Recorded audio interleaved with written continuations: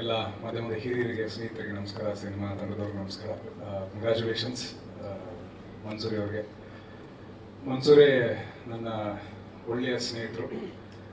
ಅವರ as a writer, as a director, as a person, as a whole personality, ಅವರಲ್ಲಿರುವಂಥ ಪ್ರಾಮಾಣಿಕತೆ ಆಗಲಿ ಅಥವಾ ಅವ್ರೇನು ಪಿಕ್ಚರ್ ತೆಗೆಯೊಂದು ಅವ್ರ ದೃಷ್ಟಿಕೋನ ಇರ್ತೈತಲ್ಲ, ಅದು ನನಗೆ ಭಾಳ ಇಷ್ಟ. ಅವರ ಪರ್ಸೆಪ್ಷನ್, ಅವರ ಸೆನ್ಸಿಬಿಲಿಟಿ, ಪ್ರತಿಯೊಂದು ಪಿಕ್ಚರ್ನಾಗೂ ಅವರು ಹೇಳೋಕೊಡುವಂಥ ವಿಷಯ ಆಗಲಿ, ಅದೆಲ್ಲನೂ ಭಾಳ ಇಷ್ಟಪಟ್ಟು ನಾನು. ಆ್ಯಂಡ್ ಈ ಒಂದು subject I am very curious. ಅಂದರೆ ಒಂದು ಲವ್ ಸ್ಟೋರಿ ಹೇಗೆ ಮೂಡಿ ಬಂದಿರ್ತದೆ ಅವ್ರದ್ದು ಒಂದು ದೃಷ್ಟಿಕೋನದಲ್ಲಿ ಅಂತ ಅಂದ್ಕೊಂಡು. So I wish him the best. ಹಾಡು ಭರ್ಜರಿ ಐತಿ, ಮಸ್ತ್ ಐತಿ.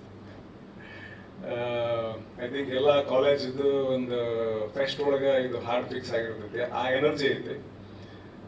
Congrats to the whole team. And Bakesh ಇವತ್ತು ಒಂಥರ ರಿಯೂನಿಯನ್ ಆದಂಗೆ ಆಗೈತೆ ನನಗೆ. ಅಂದರೆ ಬಕೇಶ್ ಮತ್ತು ನಾವು ಕಾರ್ತಿಕ್ ಧರಣಿ ಮಂಡಲ ಮಧ್ಯದೊಳಗೆ ಪಿಕ್ಚರ್ನಾಗ ನಾವು ಕೊಲಾಬ್ರೇಟ್ ಆಗಿದ್ವಿ. ಆ ಸಿನಿಮಾದ ಐ ಥಿಂಕ್ ಎಲ್ಲ ಕ್ರಿಟಿಕ್ಸ್ಗೂ ಭಾಳ ಇಷ್ಟ ಆಗಿತ್ತು ಪಿಕ್ಚರು ಥಿಯೇಟರ್ನಾಗ ಅಷ್ಟು ಓಡಲಿಲ್ಲ, ಬಟ್ ಕ್ರಿಟಿಕ್ಸ್ ಚಾಯ್ಸ್ ಆಗಿ ಕ್ರಿಟಿಕಲಿ ಅಕ್ಲೈಮ್ಡ್ ಸಿನಿಮಾ ಆಗಿ ಹೆಸರು ಮಾಡಿತು.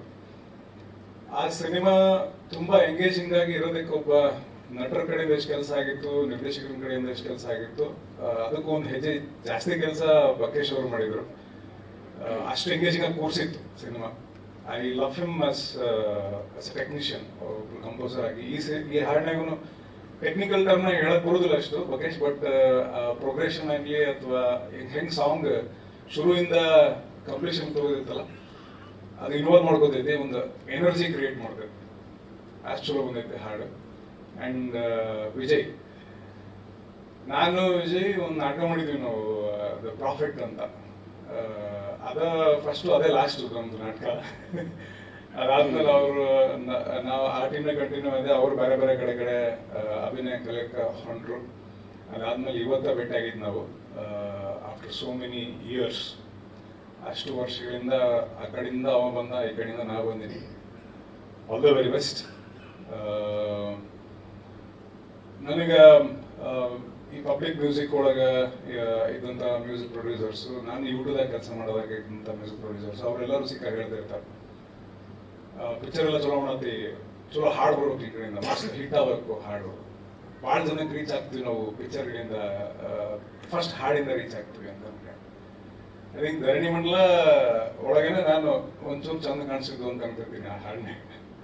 ಅದು ಬಿಟ್ರೆ ಅದೇನೋ ಬರೋ ಕದಿ ಹಾಡು ಎಲ್ಲ ಹಂಗೆ ಇರ್ತಾವ ನಾವು. ಅಂದರೆ ಅಪ್ಪ ಹೋಗಿರ್ತಾನ, ಅವು ಸತ್ತಿರ್ತಾವ, ಇಲ್ಲ ಬಡವ್ರ ಮಗ ಆಗಿರ್ತಾನ, ಇಲ್ಲ ನಿಂತು ಹೋರಾಟಕ್ಕೆ ಹೋಗ್ತಾನ, ಈ ಥರದ ಹಾಡುಗಳು ಹಾಡ್ಬಿಟ್ಟಿದ್ದು. ಬಟ್ ಅದೊಂದು ಸಾಂಗ್ ಆ್ಯಕ್ಚುಲಿ ಭಾಳ ಲವಲವಿಕೆಯಿಂದ ಭಾಳ ಚಂದ ಕಾಣಿಸೋ ಥರ ಒಂದೊಂದು ಸಾಂಗ್.